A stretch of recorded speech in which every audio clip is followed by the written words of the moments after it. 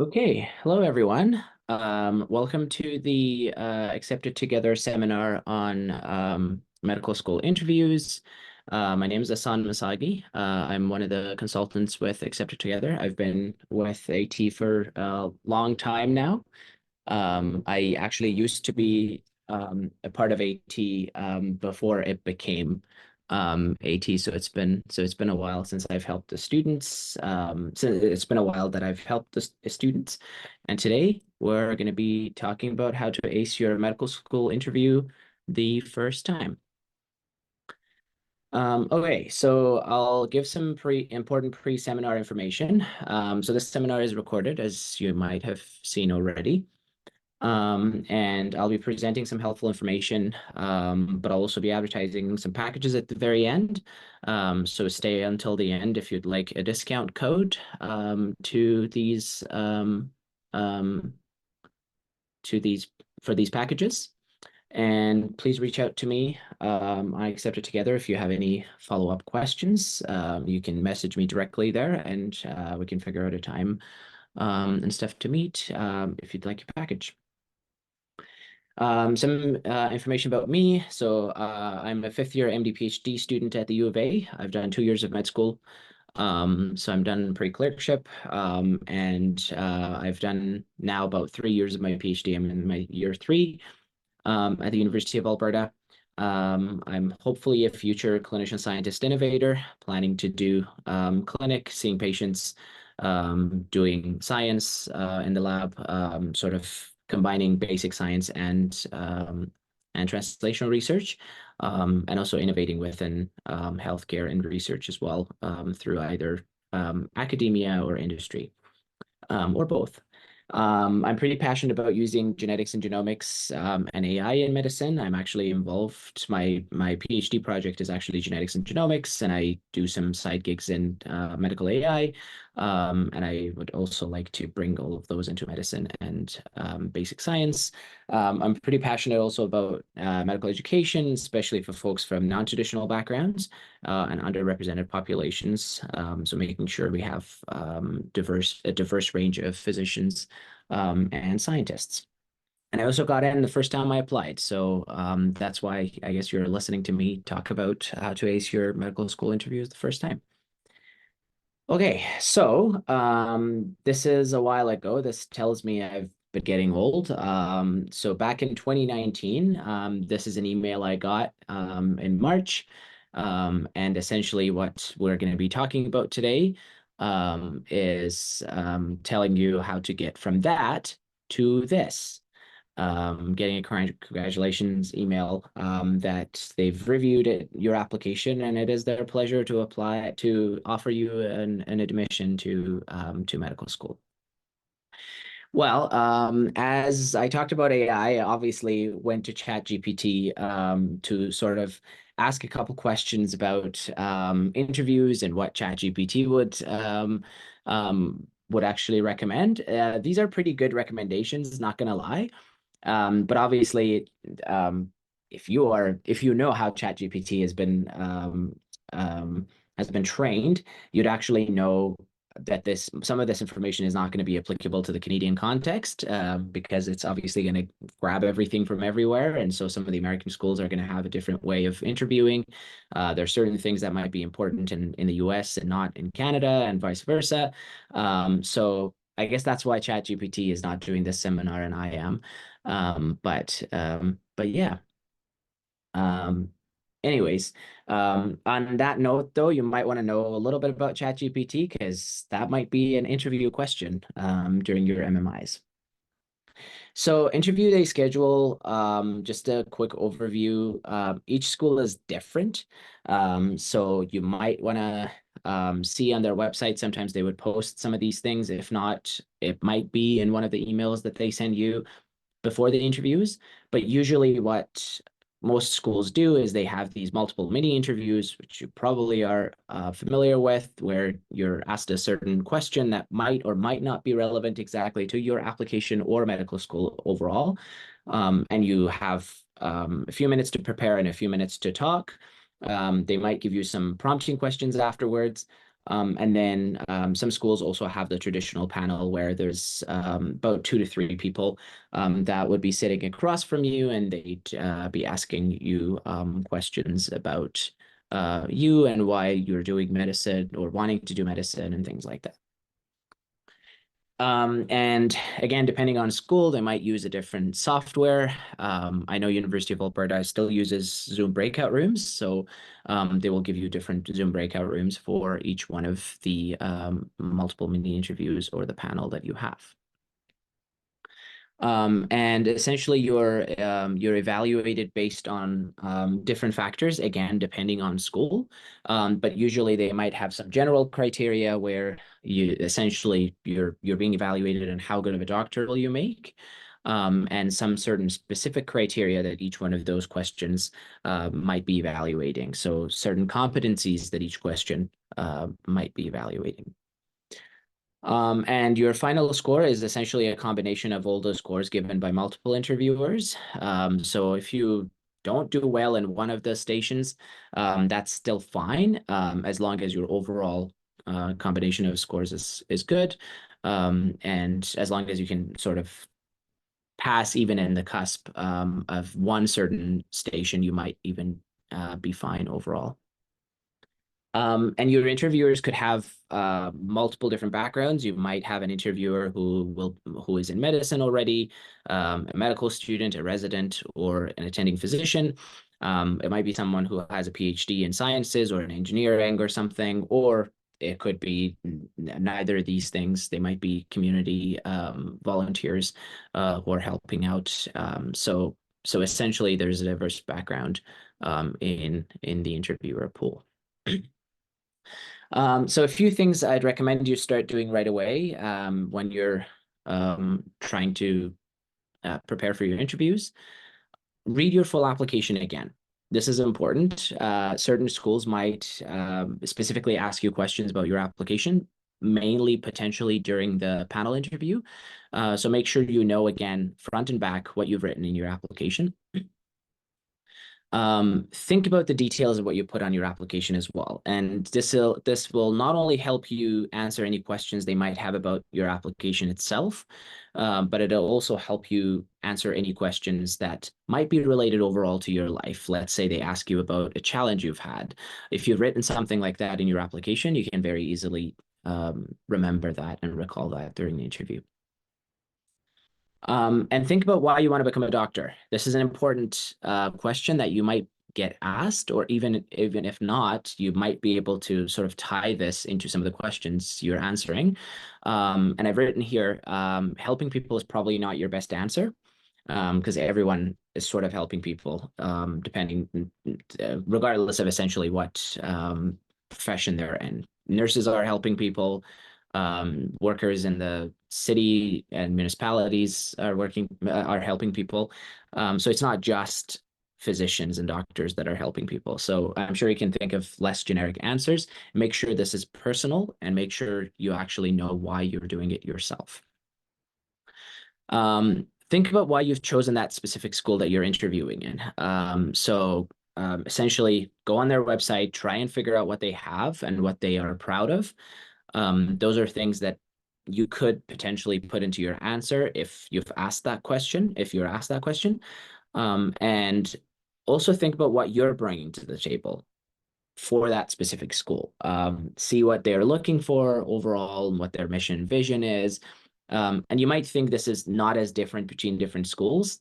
Potentially, a lot of schools are going to have similar criteria, I guess, but it's always good to go and check and see what they're very proud of. Each school is going to have something different that they're going to be like, for example, we teach anatomy this way in our school, and this is what we're proud of. So it's good to tie in something to that during your interviews.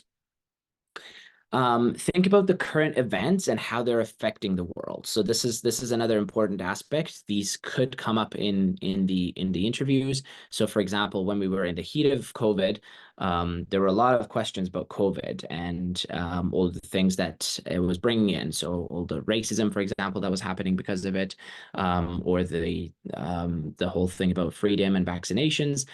So it's good to have an idea of what is happening right now.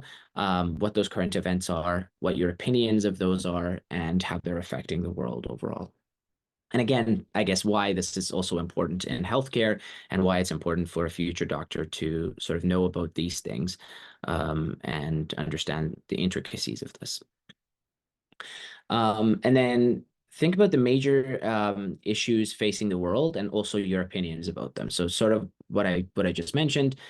So anything that's major that's happening right now and what sort of opinions you have on them. I have some comments and insights on how you might be able to figure out some of these things in just a slide or two. And based on essentially the things you learn from these, prepare answers to common questions this way. So you might have, and again, this is a good way of thinking about questions, is that there's an infinite number of questions they could ask you during your interviews, but there's a finite number of themes they can ask those questions from. So if you know those themes, you should be able to sort of put together an answer right on the spot if you have some time to prepare for those. So prepare your answers to some of these common questions ahead of time. Obviously, be careful from being robotic, but otherwise, just prepare some answers to some of these common questions, and then you can sort of go back and recall some of those during your interviews. And then this is an important thing to note as well. I know a lot of people would want to go into reading ethical textbooks and understanding ethics in medicine and that sort of stuff. But as much as knowing details about topics like medical ethics and health law is helpful, you don't need to know them. They know that you're not in medicine. They know that you're not a doctor right now. Some of these ethical things are very, very complex and complicated, and you might not be able to even comprehend the full extent of it until you've gone through an experience like that. So you don't have to know all of the nitty-gritty details of these things. And honestly, one of the pieces of advice I usually give students is you can even say, I'm not sure about the rules on this, but this is how I would approach a problem like that. So it's okay to tell them that you don't know what the underlying medical ethics and health law stuff is about it.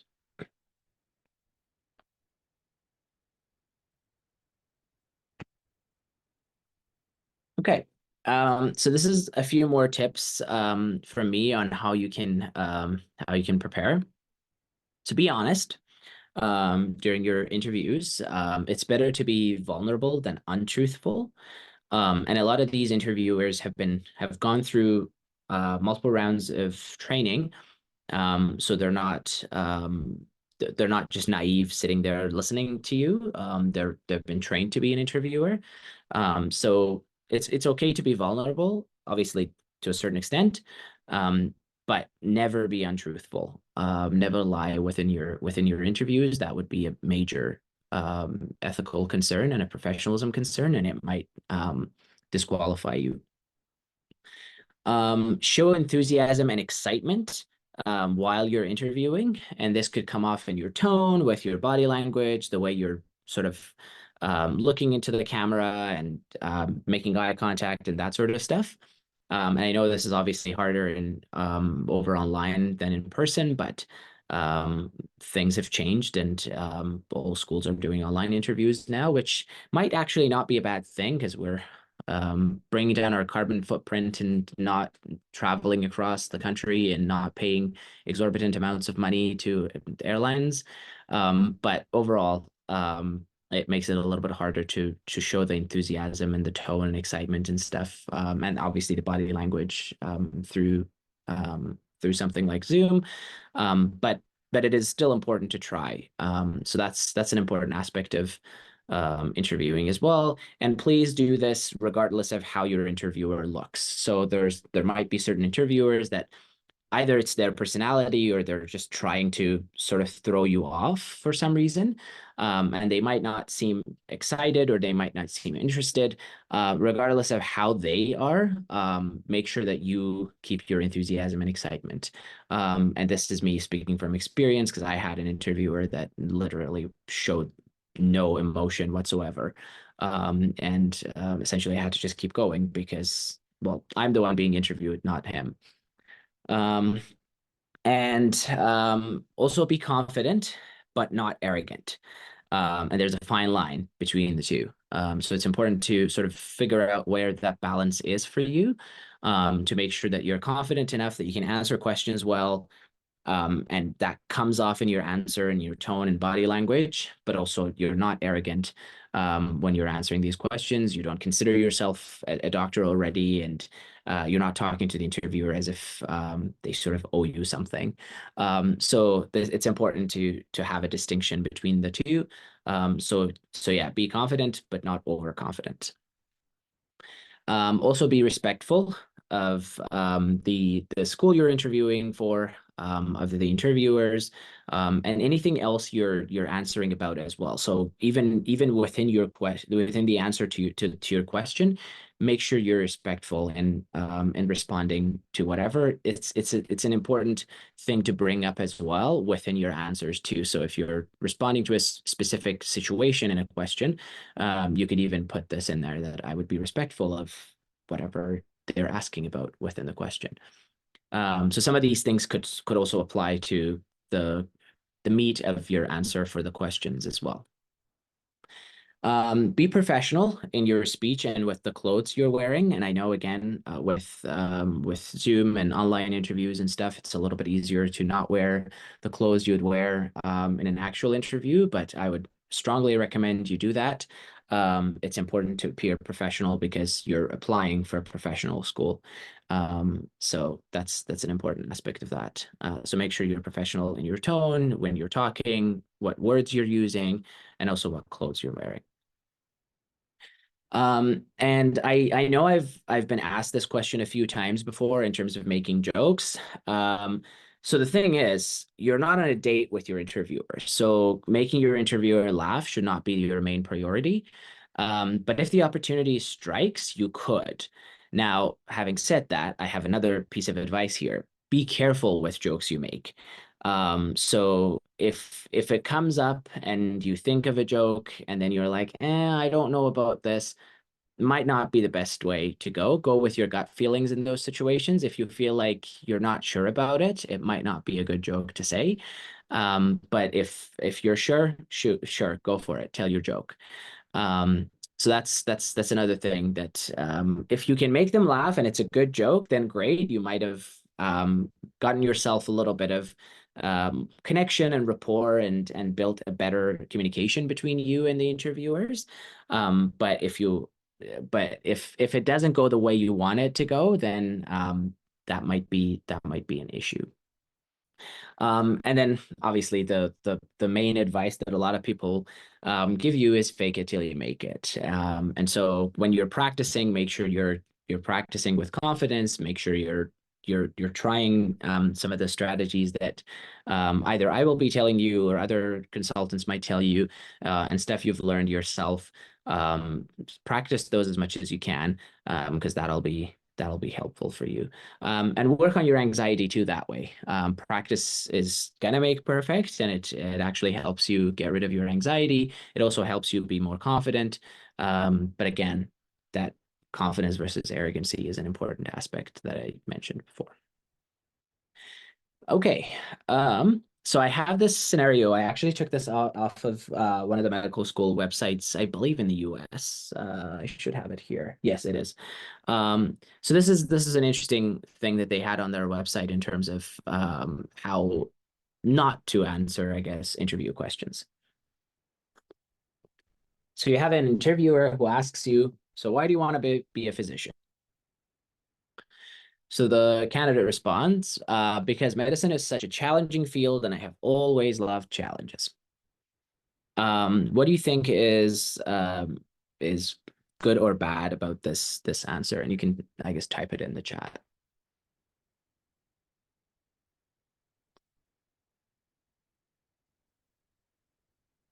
I'll just open the chat here so that I have it. Don't be shy. We talked about being confident.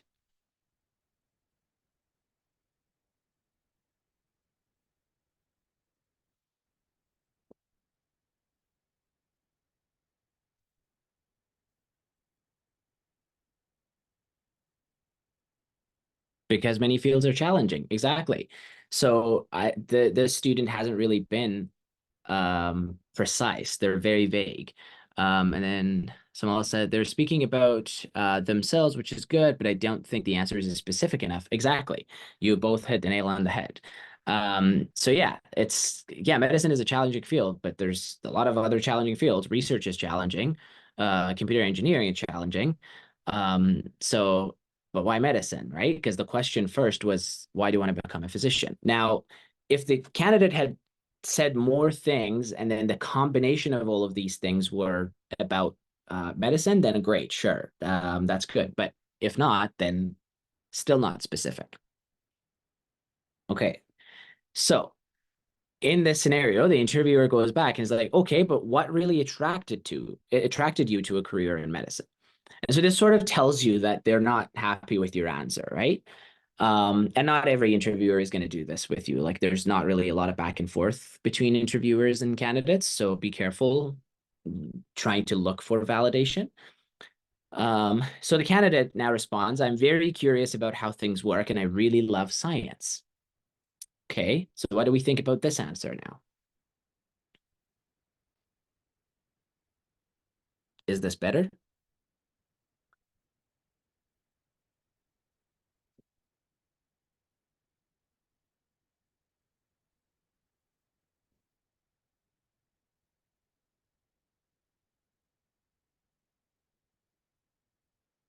No, not really. Again, it's not specific enough. Exactly. So this is actually more, yeah, it can be applied to any career. I agree.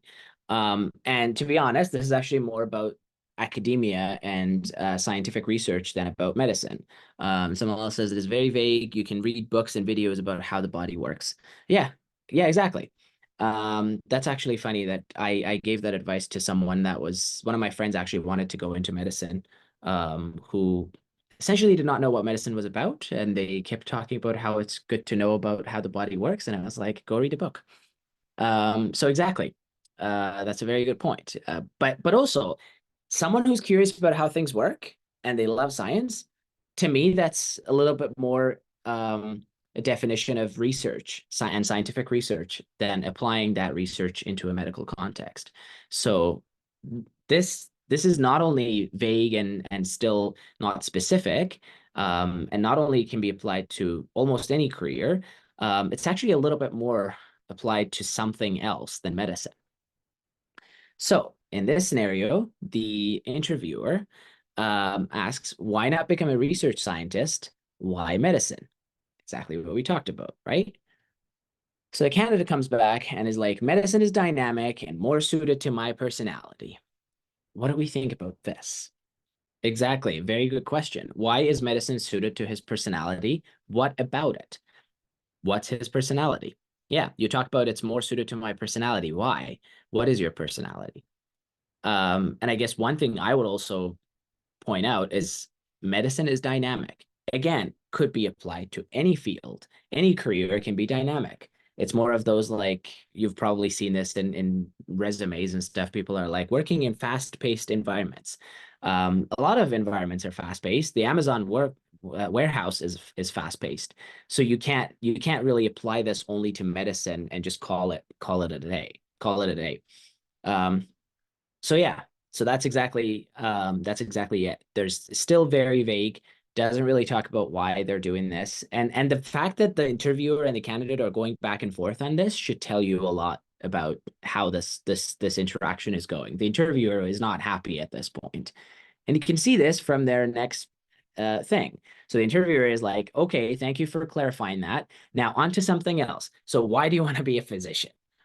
And this is again like this is more of a made up scenario on this medical school's website, but it sort of wants to tell you that you have to be careful with being very vague and non-specific, and also essentially you have to know why you want to be a doctor. That's the whole point of you interviewing for medical school. If you don't have a good answer for that, go work on that. That's one of the most important things you need to know before you go into your interviews. And this is not specifically only to answer the question of why do you want to become a physician, but more so just to actually even be able to respond to other questions that are relevant. You could sort of fill in within another answer and talk about why you want to become a doctor. Obviously, when it's relevant, not every time, but it's good to know that so that you can actually talk about that within other questions as well. Okay, so a couple pieces of advice on what I did to prepare for my own interviews. Some of this might or might not apply to you. Like you saw, I interviewed back in 2019. It was a different time. It was in person. This was pre-COVID. A lot of things were different. The times were different, and I know I sound like an old man at this point, but it was a every year the interviews change to a certain extent. So take all of this with a grain of salt. And I'm not putting myself down. I'm actually putting all of the consultants and everyone who tells you anything about how to apply to medical school, because everyone has gone through their own journey. So this is my journey and this is what I did. So I'm hoping this is helpful to you in terms of your specific scenario and situation. But obviously take some of these things and personalize it to yourself. Figure out which one of these things are good for you, which one do you want to do yourself, and which one would actually help you within your interview prep, within your interview prep this year. So one of the things I did was I talked to medical students. Might be very generic, but it was important to sort of talk to students that were from the schools that you were interested in. So it sort of gives you some more, they might give you some more advice. Remember, I was talking about how different schools have different things that they're proud of, and you are bringing some things to that school that are relevant to what they're proud of. So talking to medical students can give you that idea as well. They might not have that on their website, but the medical students might be like, oh yeah, my school is actually proud of doing this thing. And then you can bring that up during your interviews. Or my medical school looks for these sort of traits or these skills or whatever, and then you can bring that up in your interviews. So it's always good to have sort of an insider view into things within medical schools, and talking to medical students from that school would actually give you a lot of that perspective. The other thing I did was I actually signed up and read through a ton of, I put in parentheses here, relevant and concise newsletters. The reason I put those in parentheses is because it was an iterative process. I didn't come up with the relevant and concise ones right away. And so it's okay to go through multiple rounds of trying and figuring things out. So I actually went on and signed up for a bunch of newsletters and on different news websites to sort of get op-eds and opinions and other pieces of news and stuff that are sort of about the current world issues. And I would get, I don't know, probably 5-10 newsletters per day or something at that time. Obviously, that's a lot to sift through and try and learn through it. There are certain things that are going to be obviously the same or similar, at least, between newsletters. For example, let's say you signed up for 2 news-related newsletters. The news of the day is not going to be too different between the two. You just need to figure out which one is the one that you like the most, gives you a lot more prep and gives you a lot more, I guess, meat that you can prepare for your interviews through those. So it's good to sort of go into a lot of these newsletters, sign up for a lot of them, and then sift through them afterwards and find the relevant and the concise ones. Or if you can actually do that ahead of time, then you would save yourself a little bit of time as well. So that's also a good idea to just go into this with the idea that I'm going to find the relevant and the concise ones right away. It's not easy always. I also listen to lots of podcasts, same process. So I signed up for a lot of podcasts, went and listened to them, figured out which ones are important for me and which ones are the ones that are helping me prep for my interviews, and kept those, got rid of the ones that weren't helpful. And obviously, this doesn't mean that I got rid of the podcasts I actually liked myself too, that were not necessarily relevant to my interviews. It was just the podcasts that I chose specifically to to sort of have some ideas and get some experience and expertise, and I guess some opinions about how things are working right now in the world. So I did a bunch of these things. I signed up to a bunch of these podcasts, and then I just got rid of the ones that I didn't like afterwards. Um, and sort of relevant to that, I sort of found a bunch of other personal interests that I had myself and read on them. So this is also important because as much as you're preparing for your interviews and you might be asked things that are relevant to medicine and healthcare and science, it's also important to have your personal interests in mind as well. And to be honest, not that they're necessarily going to help you within your interviews, but they can. If you have your personal interest and you actually know more about you have a general knowledge about your personal interests, those could come in when you're talking about about them in your interviews. But what I'm trying to say with this sort of point is, regardless of whether the personal interests you have are relevant to your interviews, go go find them and read on them. Make yourself experts in whatever personal interests you have. It's always a good idea to have something on the side that you're doing when you're preparing for interviews. The anxiety, the stress, and all that stuff that comes with interviews is already a lot, and so having some of these personal interests is good and important. Like I said, it could help you in your interviews as well. So it's a sort of a killing one bird with wait, not one bird, killing two birds with one stone. Okay. And I also discussed some of the relevant issues with friends. So, for example, I had a couple friends that, specifically one of them, we usually debated ethical things, but even before I applied to medical school. So that was a good friend to practice things with. So we sort of we would bring in something that we saw the day before somewhere, and we would talk about it and sort of debate about that issue, sort of get some ideas from each other.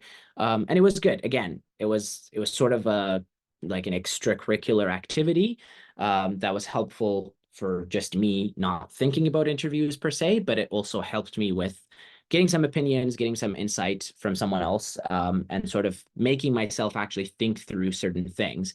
And the process of thinking through to try and problem solve is sort of similar when you're answering an interview question.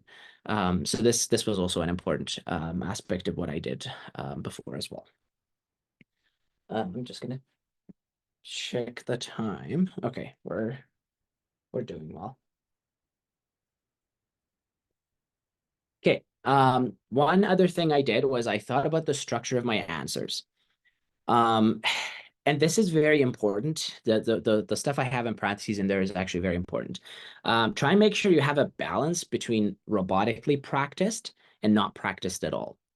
So when you're very robotically practiced and you have a structure for every question you're asked, and you go in and you sort of start this robotic structure of answering this question, that's not going to come off too well. You're probably going to lose points in communications, for example, if that's a competency they're looking for. Because in a, again, fast-paced healthcare scenario, you don't have time to go practice your speech before you go talk to, for example, a family member to deliver bad news. I mean, sure, once you've gone through medical school, they've taught you how to deliver bad news to family members and friends and people in a healthcare setting. But that's still not enough. Every situation is different. Every family member is different. Every person is different. Every disease is different. So you can't necessarily just go in and have this robotically practiced speech that you give every time. But also think about this. If you can go in and give a robotically practiced answer to a family member, what's their essentially what are you doing there as a human? A robot can replace you and do that for all we know, right? So we can have auto docs that do this. I mean, AI is coming for us, but it's going to take years. But anyways, this is important, an important aspect of answering interview questions. You need to make sure that you're practiced, but not practiced to an extent that you come off as a robot. And I know this might not be an easy thing to actually realize. So you need to go through your answers and practice and practice and practice so many times to sort of figure out if you're becoming robotic, and then sort of stop when it's getting there. And the way I did it for myself was I thought more about the structure of my answers and how I would respond to a certain theme of questions. And then within each question, then I would have a different way of doing it on the spot. And again, if you've practiced enough times, you have that in your mind that you can sort of switch on and off certain things in that structure, and then that doesn't become as robotic. And then I also practiced with an expert who had successfully gone through the experience. So one of my friends actually helped me go through this. We did a full-on mock interview. And it was essentially because, like I said, I did mine in person. So we essentially just had him in one of the rooms, and I would just knock and go in, or I had the question on top of the door and I would read it for the 2 minutes and then go in and respond for 8 minutes within the room. And we practiced it exactly how I would do the interviews. So essentially, like, we had an alarm bell that would sound at 2 minutes or at 8 minutes. Um, we also had um, we also had him essentially just asking prompting questions. When I went in, I essentially introduced myself the same way I would introduce myself when I would go into an interview room, and I would end the interviews the same way I would end the interviews in an actual interview. And it was really good to have this experience with someone who's gone through the process before, because then they can sort of give you advice because they have gone through the process and successfully passed through that. So I'm hoping I can be that person for you, and you can sort of practice with someone who's gone through this process and sort of knows the nitty-gritties of how the interview process is run, and help you with coming up with, for example, those structures for your questions, give you some advice on how you can make your tone a little bit better or your body language a little bit better, or make your interviewer a little bit more engaged with your answers. And sort of something I don't have on the slide here, but something I need you to know is a lot of these interviewers are going to be interviewing for the same question. You might be the first person of the day, or you might be the middle person or the last person. Remember that if you are sort of in the middle or the last, the interviewer has heard a lot of responses to that question. So they're bored. This is a reality of human beings. They're human beings sitting there, so they're probably bored by the time you get to them. So not that it's your responsibility to make them less bored and interested, but it sort of is, because you're the one interviewing for that position, and you have to sort of make them give you a better score. So it's important to keep that in mind as well. So they're going to be bored, and they're I don't know, they're probably hungry or thirsty or something, and you get to them, and then now they're like, okay, can we get this over with so I can go have something to eat? Um, but if you're making it interesting and exciting for them, then they're going to be very engaged, and they're going to listen to you, and they're probably going to like your answer, right? So it's important that that could come off within your answer, the way you respond to the question, within your structure, how you respond, and also with your tone and body language, and how you're behaving. Okay, I'll try to go through these a little bit more quickly because we're getting to the time. So obviously, practice, practice, practice. It's important to do this as much as you can.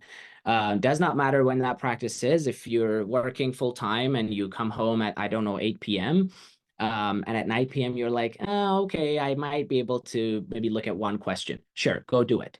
And every time you see a question, and that question might just be in your head the next time you're going on a walk or you're commuting to work, and you might think of other answers that you're like, oh, wait a minute, I could respond to this. Think of this as your mock interview, because within the interview, let's say you're asked the question and you respond some way, you come out of the interview and you're like, oh, wait a minute, I could have said this. Well, if you've done that practice ahead of time, then I could have said this comes up after your practice. And then now you can go back and practice more with what you could have said. Now within the interview, if you're asked that same question or something similar, then great, you already know what you could have said, and you're going to say that now, and you're not going to regret afterwards not saying something.